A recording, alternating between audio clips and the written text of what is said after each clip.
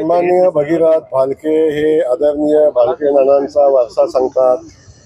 भालके नानांचा वारसा सांगत असताना भगीरथजींनी भालके नानांचे आणि जयकुमार गोरेचे संबंध कदाचित विसरले असतील. ते भालके नानांना जेव्हा पाण्याचा प्रश्न सोडवायचा होता, भालके नाना 2 महिने जेव्हा मुक्काम करून मुंबईमध्ये थांबले होते, तेव्हा याच जयकुमार गोरेनं भालके नानांच्या मदतीला, राज्यपालाच्या भेटीला, मुख्यमंत्र्यांच्या भेटीला, या सगळ्या व्यवस्थेमध्ये जयकुमार गोरे भालके नानांच्या पाठीशी ठामपणे उभा होता.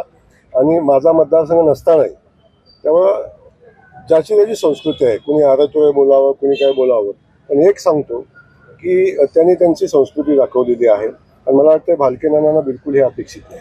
त्यामुळं आणि पंढरपूर शहरात तर बिलकुल नाही. त्यामुळे ते काय म्हणतात त्याला अधिकचं महत्त्व नाही. निवडणूक असते, निवडणुकीच्या वेळी ज्या ज्या प्रचारामध्ये काय गोष्टी असतात, मी माझ्या पक्षाचं काम करेन, मी माझी भूमिका मांडेन. त्यामुळं आता माझ्या निधीची आवश्यकताच त्यांना राहिलेली नाही. त्यांच्याकडे निधी देणारे खूप मोठी माणसं आता मिळालेली आहेत. त्यामुळे त्यांना खूप मोठ्या शुभेच्छा आहेत.